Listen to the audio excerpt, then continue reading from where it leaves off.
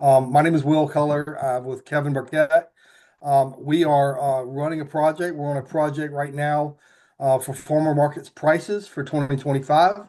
And we're going to tell you guys a little bit about that, what it's all about, and some of the specifics around that. So, Kevin is a CPA. He's an extension associate with the agribusiness team with the Clemson Extension, and Kevin's located out of Sandhill in Richland. I am a senior extension agent with the agribusiness team, and I'm located in Lexington, South Carolina, out of the extension office there. So, Kevin, if you want to advance. Yeah, and just real quick, we kind of mentioned it into the chat. We're going to go through the slides and kind of cover the information, the material, and then we're going to open it up at the end for questions Right. and let people unmute, and we can have more of a discussion then. Because we were recording the presentation, we figured it might cut down on distractions a bit. And then, like I said, we'll open it up at the end and kind of go through some discussion at the end if need be. So, yeah, I'm Kevin, and we're partnering on this project. So we'll go ahead and get started. Sounds good. All right. So, first of all, a disclaimer: the program is completely voluntary. No personal information will be shared, or farm information will ever be shared. When you submit your information, it's all going to go into a pot. No identifying markers are going to be there, and you'll get more information from in the survey talking about that. But again, we will not be able to say who, what, or where for you or the farm. You were contacted based on the interest form that's gone out through a number of different avenues. So we'll talk. Please mark that if you have any questions about that, any concerns about that. Please mark that to the end, and we'll discuss that. The goal of around this, and I mentioned that this is a pricing project. Our goal is that market volunteers will report across the state, will report data on fruit and vegetable prices sold at farmers markets. We're going to collect that data. It'll be summarized, made into reports, and then it'll inform producers, university researchers, extension agents, and others. It'll go into a pot. We'll be able to have that information to advance farmers markets, advance the academic and the industry of farmers markets themselves. So we're excited about this project. We're excited about getting the grant itself and everything that's going to go into it and everything that has gone into it.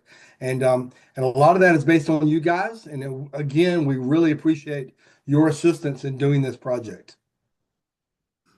Yeah, and just to add a little bit to that, it seems like there's been a number of times where maybe producers requested price information or researchers from the university could really benefit when they're writing research projects and grants and things that having some of that price data on hand can really benefit them. And for us to be able to have more informed conversations with producers when they sometimes ask, well, how much can I make with this particular crop or how much does this typically sell for? Having a little bit more data from that standpoint is really important. And so obviously, so there's just a couple of us on this grant. So obviously we can't travel around the state and hit every single market around the state. And so that's where we would really rely on the volunteers at the markets to be able to do that and try to set it up in such a way that we can kind of communicate throughout the year. And then as Will's already mentioned, it will kind of go into a big database. It won't be pulling any personal information from you or from the farm, for instance, but then will just be compiled and summarized into some anonymous reports. So just Yeah. about And that. and to answer, go back, Kevin, real quick. To answer a question, there is data out there. There's a lot of data out there. We've actually reviewed what other states have done on a statewide level. There's not a lot out there on South Carolina statewide level. We've searched, we've looked. There's a few farmers markets, state farmers market, Clemson, some other things have done a little bit, but not a lot. So we want to really fill in the holes on some of what we're doing here. And again, we've looked at some of the Kentuckys and the Alabamas and the other states that have done something similar.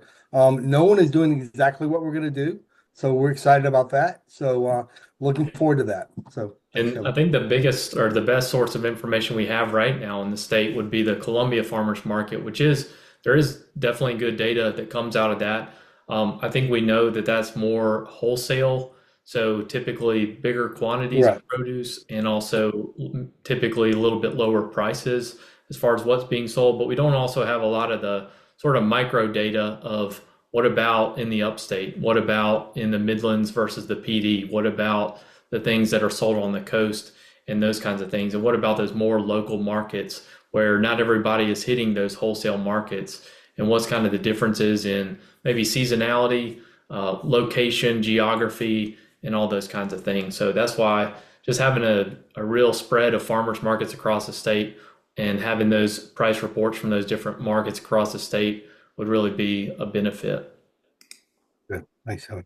So market volunteers, anyone in the market can collect data, or anyone willing to collect data can collect the data. This could be interns, vendors, market managers, other producers, anyone in there can do this. You can receive up to $20 per reporting and up to $400 per year. So you can roughly run the math. That's 20 weekends if you want to report on 20 weekends at $20 per reporting, $400. You don't have to do every week and you don't have to do it all, but we want to get as much as we can out of you on that. Volunteers provide contact information on the form that we so that we can keep track of who receives the stipends. Obviously, we'll get all that inputted. We have the methods and everything to go into that. And again, the information will not be shared. And yeah, so we're going to depend on the farmers. Looking at what data you're collecting and what data, you're going to have a form, you're going to have a sheet. Kevin will show you a little about that later on in this meeting, but you're going to go through and check and really put the pricing in, by what are we talking about? We're talking about pounds. We're talking about, whatever you do. So it'll be all transparent when we get to that point. Yeah, and just to again to add a little bit to that, so we thought the market managers would probably be sort of a natural starting point, but as Will said, really anybody from the market can decide to volunteer and go through the market and report these prices. So in some cases, we've had people say, well, they thought they'd have a summer intern that might be able to help. It might be the manager themselves, or it might just be another vendor or producer that's at the market and that would be interested in reporting for the project. So as I said, you Yeah. get $20 per reporting for up to $400 in total for the entire year. So it ends up being 20 reports and approximately, if you did all of those, that would be like 5-ish months of reporting. We're not sharing any of the contact information from those who are submitting the reports. We just need that information. So then when we go on the backside for who has submitted the reports, we've got that information so that they can get compensated and receive the stipend appropriately for that. Yeah, thanks, Kevin. So market volunteers, markets that want to participate regardless of compensation are welcome to do so. Some markets may say we don't really need the money, we just want to advance. Again, you can have multiple people that help the market, but only one submission per week. And that's it. And again, if you're not doing every week, that's fine. But as long as we can get the data in there. The form will be filled out via the Clemson Business Office to receive that compensation at the end of the season. You won't get $20 every week. It doesn't work like that. But you'll fill out a form to become a vendor with the university. It's really just a week or two process. We'll get all that information in there, and then you'll get sent those funds. So pretty simple process. We'll go through that when we get there. Yeah. Yeah, we had some markets say that when we did the interest form previously, they said, really, we'd be interested to participate in this project, and we don't care if we did receive any compensation for it. And so that's where kind of that thought came in. If any markets want to participate and they're not even necessarily worried about the stipend, that's fine. They're welcome to submit data. We'll take as much data across the state as we can get. But the stipend is there if people would like it, or if they say, no, we don't really need it, that's okay too. And we thought really it might be a couple weeks, it might be the farmer's market manager that's able to help out. In other weeks, it might be an assistant or an intern or something like that. It's okay to have multiple people from the market help. and we'll have their information as far as how many, if they submitted 5 reports, that will tie to their stipend or compensation for how many reports they submitted during the year. And as you can imagine, working with Clemson, we can't necessarily just give out cash or give out a check, but we'll have to go through the Clemson business office. There'll be a form later once those reports have been filed, and then we'll have the record of, so and so submitted 10 reports. Here's verification of that, and then the appropriate stipend for their compensation throughout the season. Right. And to be clear, this form that we'll need to go through the business office won't be for each farm. It'll be for each person that submits. So, if you've got 2 or 3 people submitting from your farm, all 3 of them, or two, both or all 3, will need to fill out that form just to get into the system so we can pay them out directly. So the how and volunteers report, the low and high prices of fruits and vegetables sold that week. They do not have to report every single price. They do not have to report how many farms. And we can go, I'm gonna, my internet connection is a little unstable. Ideally, the volunteer will be available each week of the market. So, ideally that same person will be keeping it going and really getting a groove to do this. You can have multiple volunteers, obviously, as we stated. We'll be starting April 1st and ending September 30th. Kevin, did you have anything to add to the how that works? Yeah, just as you mentioned, we do want to capture like which fruit and vegetables are being sold, but we don't necessarily need to know, say, how many vendors were selling blueberries. We just would Yeah, like to know, okay, blueberries were sold and it was $1 per pound to $1.50 per pound. So what was the low price and what was the high price, for instance? So yeah, we don't have to collect all the price data from the market, but what was sold and then what was the low price and the high price. And we'll go through a yeah, couple of examples with this a little bit later. Um, yeah, we already talked about you might have multiple volunteers at the market. That's okay. We're we've got a preview of the reporting tool right now, and we're going to go through that in just a few minutes. We're going to clear out all the like trial responses or data responses, and then officially start the project on April 1st because we figured most markets would start around the April time period. And then we're going to leave that open from April 1st until the end of September. So within that window, that's when we would be collecting the official price reports from the markets. So, if the volunteer is there every week, like the market manager is there every week, they have the time and the ability and the interest to report every week. That's great. We'll take as much data as we can get. But as we said, the the $20 each report that's submitted, will be keeping track of how many reports, and then we'll follow up at the end of the season to see how many were submitted, who it's supposed to go to, and all those kinds of things. yeah. And we understand that all farmers markets are on different time schedules. Some may start before April 1st, some may start after, some may start before end before September 30th, some may end after. We'll take what we can get in that. But we've got to keep a set time to go across to keep everything on the same plane. So April 1st and September 30th is where we're looking at. Yeah, and we've even had some markets that said, we know we're not going to start until closer to May. They're they were interested in watching the recording, but they weren't starting until later. That's okay. We can even pick up markets during the season. And I would also say if there's Yeah. markets that you think would be interested in joining the program, I mean, please share this information with them. We'll have the recording available probably as soon as tomorrow. Share this information with them. We wanted to get all the basics out there. If we've got more specific questions later, we're going to share our contact information, and they can still sign up even though maybe they haven't seen the interest form or they didn't join the Zoom tonight. That's okay. We just wanted to kind of get the parameters and the basics of the project out there. So again, it'll officially start April 1st. We know the market timing is a little bit different.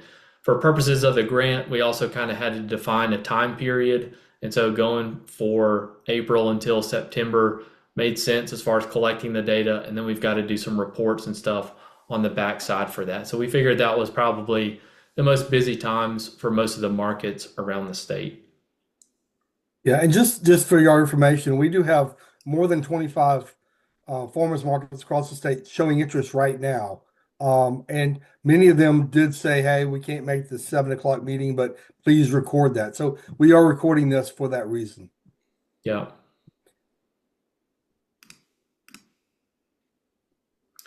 All right. So we've used this project or this software program for a couple of other like research type things that we've done through Extension. And so maybe you've worked with Qualtrics before, but it's basically a software for working with data. And so this is what we're going to use to actually report the data. And in a second, we'll even have a page where you can go and access it through your phone.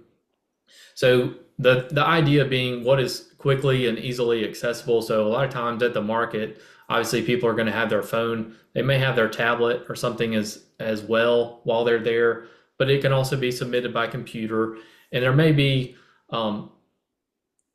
the manager or the volunteer can kind of report however they want to. I thought there's a couple things I wanted to point out that might be like best practices, but you can input data while you're at the market, or you could collect the data and then submit it afterwards through the Qualtrics. In general, I would say it's probably better to report everything at once. So you probably want to collect, if there's 5 crops being sold, you probably want to make a note of which 5 crops, what was the low price, what was the high price for each one, and then go to the Qualtrics to then submit the data. But the first page is really just basic information. It would be what was the date of the market, who is the name of the respondent, or basically the name of the volunteer that's reporting that information, what county is the farmers market a part of, and then which actual market is it. And that's just so if we've got if something on the backside looks funny, then we can go back and contact that person and say, hey, the market that you submitted for April 15th, there was something a little bit funny with the data. Like we just wanted to check that this was correct or something like that. But also, we're making sure that we don't have any like duplicate markets. We're also making sure that the volunteer that we have record of that then again ties into the stipend and everything. And that just makes sure that we verify who's submitting, that it's which market it is, what date the market was, and that just helps for our purposes for verification of everything. But again, whoever is the volunteer, that information is going to be kept confidential. We're only going to see it on the backside. We're only going to really reach out or contact you if there's something that we need to ask about as far as like submission of the data. But I don't really anticipate many issues with that. So we've created a paper form, and Will, I meant to grab this. I don't know if you've got it on your computer. Could you share it through chat even? I can do it in a few minutes. The paper form? Yeah, Yeah, I don't know that let me see if I've got it. I can look. Okay. So this was just a paper form that we developed, and it basically has a listing of all the fruits and vegetables we anticipated would be sold at the markets. Obviously, that doesn't mean you're going to have each of these each week or anything, but we basically listed all the common fruits and vegetables we would anticipate being sold at, maybe at some point during the market. This paper form could be printed out and then held by the manager or the volunteer to then go around and collect this data. And that way, you've collected it here, and then you can submit the responses through the Qualtrics via phone, via tablet, via computer at a later time.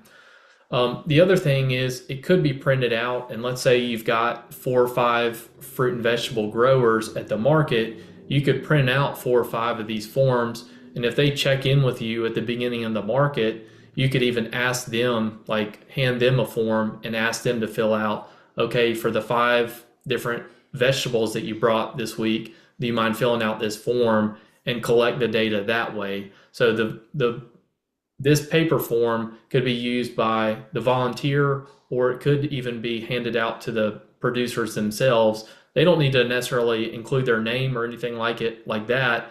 But if you've got 4 or 5 farms and they're willing to go ahead and fill that out for you, it would the volunteer wouldn't then have to go around the market and collect that information. So a couple different ways that Yeah, could work. yeah. Guys, I put the form in the chat, and you guys could open that up and for discussion later after for the question and answer session after we finish. Yeah. So just as an example, this is not any official reporting or anything like that. Just as an example, we are both in Lexington, Will and myself, and so the closest market to us would be like the Ice House Amphitheater market that happens here. And so just as an example, if I was filling out this form, I would go through the market and maybe there was one person that was selling blueberries and they were selling them for $3 a pound.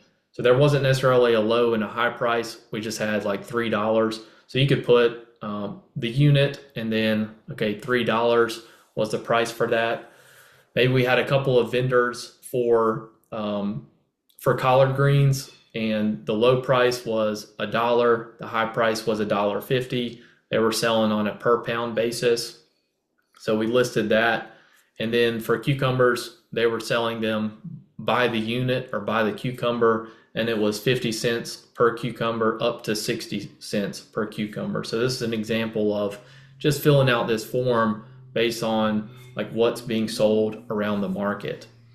So Guys, go ahead. real quick, you're gonna find possibly sometimes you're gonna find people saying, "Well, mine's $1.50 because it's sustainably grown, or because of how I do my process, or whatever." So that may change the price a little bit. That doesn't matter to us. We just need the high and the low. That's all. That's all that's there. Yeah. The other thing is sometimes people will sell by different units, and Yeah. we don't necessarily need to, we weren't going to ask people to convert the units so that everything is in like a per pound unit or something like that. In those cases, would probably ask you to submit two different entries. So if one is a, let's say, per quart or something like that, and another was a per pound, probably go ahead and submit it as two different units, and we'll just take all of that data. We'll do the conversion then on the backside ourselves. So there are some conversion tables out there, but I wasn't going to necessarily expect a volunteer to like go through and make those conversions while they're at the market. So if you can submit that data, then we'll just go ahead and convert on our side. So I'm And going guys, to, and as yeah, it goes without saying, but no value added products are on here. So if they do something with that, if they do something with the produce, and they make it look pretty, or do baggage or whatever, that price is not that's not what we're looking for.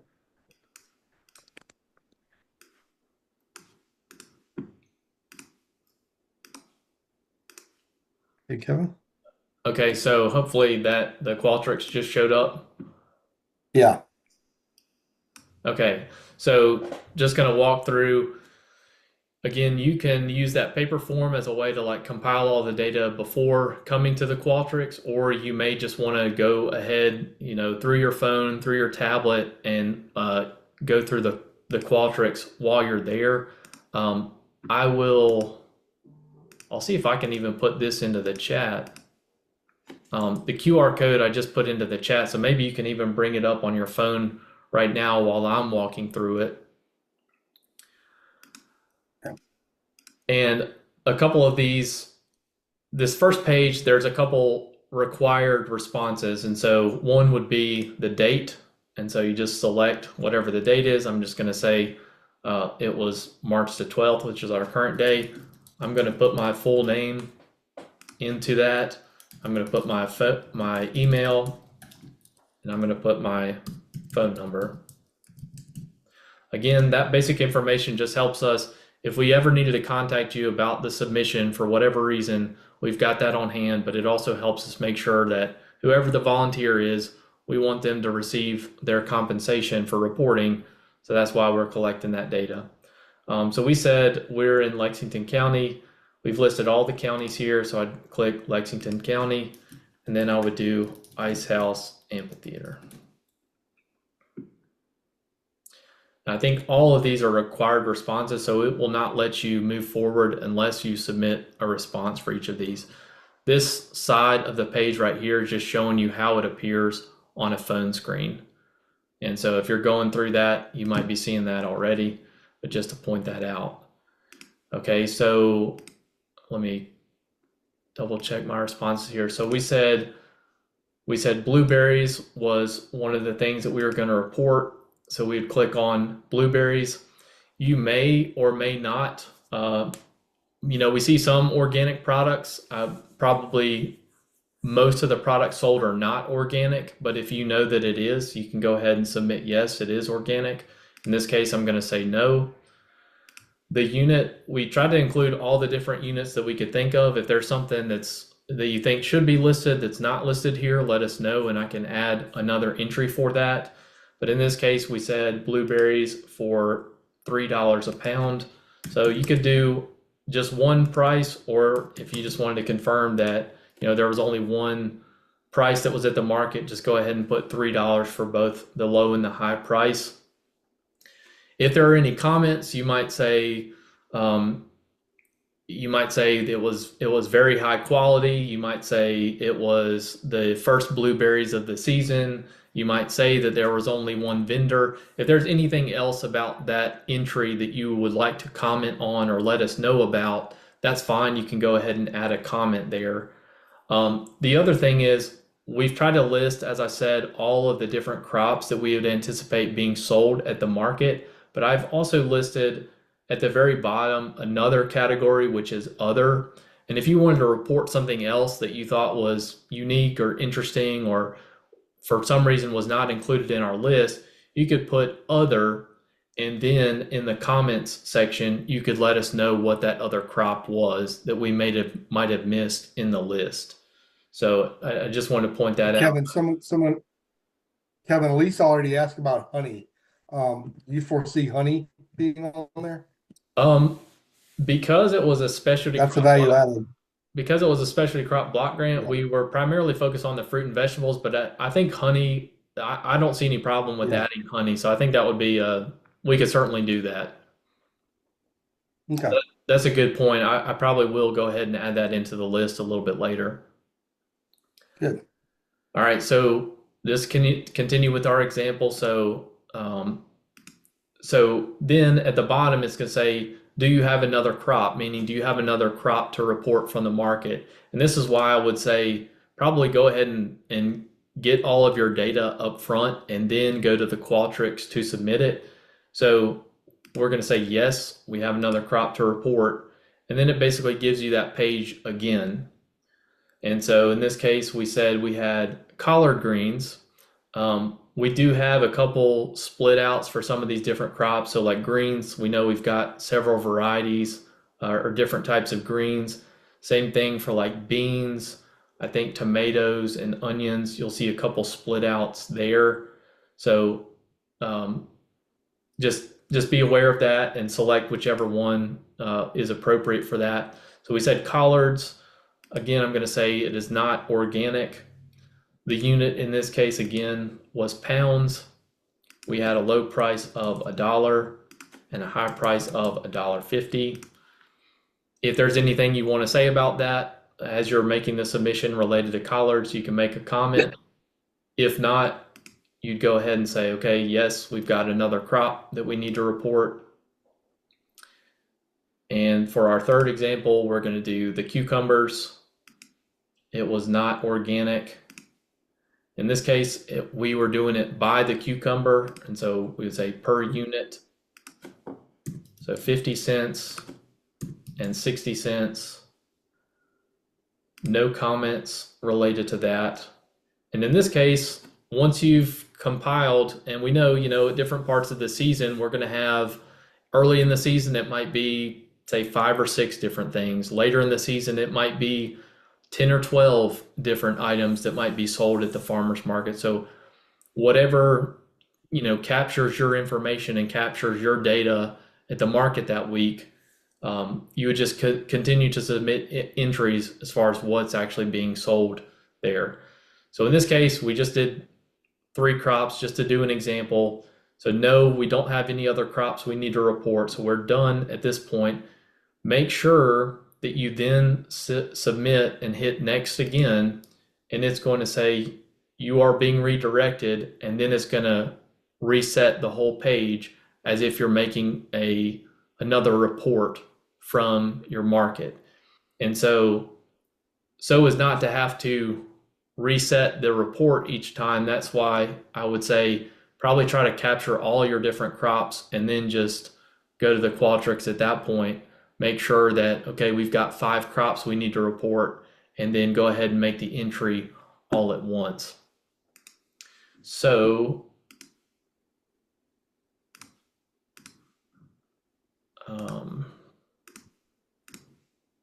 so as I said, make sure that it gets submitted. So at the very end, you just want to say, no, we do not have another crop. Make sure you move forward, and then it's going to give you this page. It says, please wait while you are redirected. And it's going to bring you back to the original first page, which is asking for that basic contact information. And you'll know then that that's when it got submitted once it's redirected to that very first contact page. So, and I mainly want to emphasize that because essentially I would hate for you to collect the data, think that it gets submitted, and then for whatever reason, like the web page got exited out of, and we don't have a report. You did that work, and you really had the data on hand, but it just didn't get submitted through the software. So I just wanted to avoid any situations like that. So that was pretty much all we wanted to cover from a basic standpoint. And I think we know there are going to be some questions. So I'm going to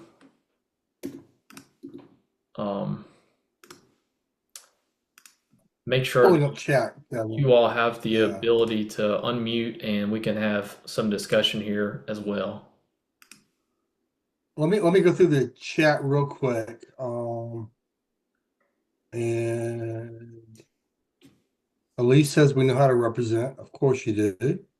Okay.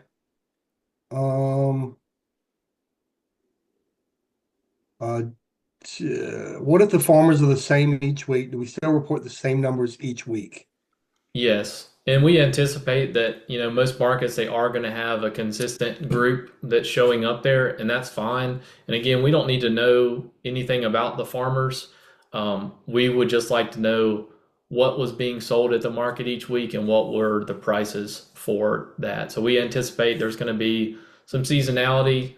We anticipate there's going to be some difference between what's sold in the upstate versus what's sold in the low country, for instance. And so just whatever is happening at your market, that's just what we're trying to collect.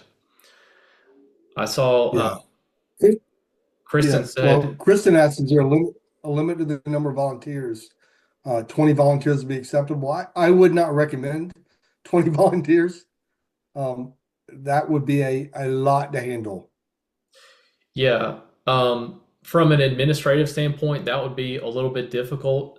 We'll try to work with you if it ends up being you've got kind of a group of people that would like to help out, and maybe let us know that, and we'll try to work with you about that. As far as overall volunteer for the project in general, we were shooting for anywhere between 20 and 25 markets across the state that would be reporting. I think we've got approximately 15 or so right now, so we could, but we know a couple more markets are going to join later in the season. So if it was related to that in any way, or if you think there's other markets that would be interested in participating, please let them know or let us know, and we'll try to get them involved with the project as well.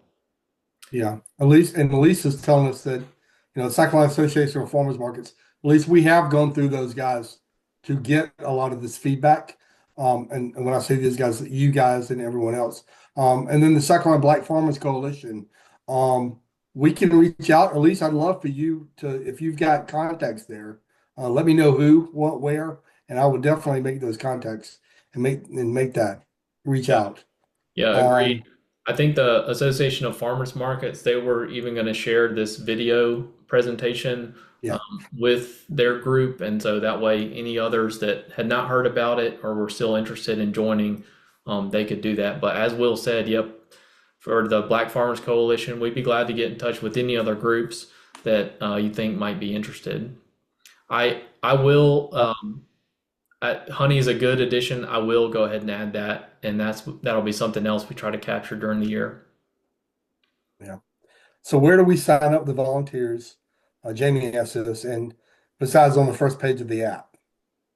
Um, that's really all that we need to, that's really the only place that we need to collect it. So if somebody is at the market and they're submitting information, we're going to capture that within that first page of the report. And so whoever's the volunteer, if they're submitting that through that first page of the report, we're going to have that on the back side. So then we can go back and see, okay, for instance, Jamie submitted 5 reports. We're gonna total that up and create the right stipend, and we're gonna have their name and contact information to get in touch with them to get them through the Clemson business office in order to make that happen. So really just the first page of the app. But if any volunteers have any questions or they'd like to reach out for whatever reason, feel free to get in touch with us. Okay. And Kevin, I think that's it for now. Is there any other questions anyone wants to jump on in here? Are they unmuted, Kevin? They should be, I believe. Yeah. Does anyone have any other questions, comments, criticisms, concerns? And so once the data is compiled throughout the year, we're going to have a website, You guys, probably through the Clemson Extension webpage, but we're going to have a webpage where this information will be shared. And there might also be like a PDF report or something that gets distributed as well. But once we've compiled the data, we've cleaned the data and summarized it into a report format, you should see that get pushed out. And in fact, probably for all those markets that are participating, we're going to make sure that that gets sent out to them so they can see kind of where all their hard work went during the year and everything like that. The other thing is we will go through and check the entries because in some cases we've seen, like for different other research project we've gotten where the link got shared and it was like a spam entry or something like that. Well, we're obviously going to automatically like kick out those responses. If somebody submitted like one fruit and one price, and we know that there's more activity at the market than that, like we're not going to count those as legitimate entries. So we are going to do like a kind of a quality check on the backside. We're not trying to keep anybody from participating. We're just making sure that, within the parameters of the grant, they're meeting the objectives as far as submitting their prices and the data from their market. Now, again, we do understand that different parts in the season is going to be more or less busy, and that's completely fine. But just wanted to make a note about that too. Otherwise, and just so y'all know, also everyone here is going to get a copy of this recording, and we'll send it to everyone else that was not on today that said they wanted to be. Yeah. Jamie yeah, wants to make sure we get the eggs recorded. So yeah. yeah, eggs was something else that we had a specific request about, and so that is on the page, and we will take that information as well. So that's a good question. Anything else, guys? And if there's anything else, like I said, we try to think of all the different fruits and vegetables that would be at a farmer's market. But if there's anything else that we might have missed on that list, please let us know and we'll get it included. So, as we said, that reporting tool, and maybe you've already walked through it, and please do. And if you see any issues with it, let us know. We will try to update it and make it as user friendly as possible. But we're going to reset that. So all these like trial entries that we've done before the season starts, we're going to clear all those out, and then it's going to officially launch then on that April 1st date. And then once people have started their markets, we can start collecting and getting the reports from the markets throughout the season at that point. So Everyone have a fantastic evening. It's good to be in the room with so many familiar names. I don't see your faces, but being good to be here with you. Thanks, everyone. Kevin, any last words? Parting gifts? I'm just going to put my email and phone number into the chat. And if there's any follow-up questions, please reach out, and Yeah. probably same for Will as well. Yeah, I'll do it right now. Yep. Most of you guys know who, what, and where. So that's me.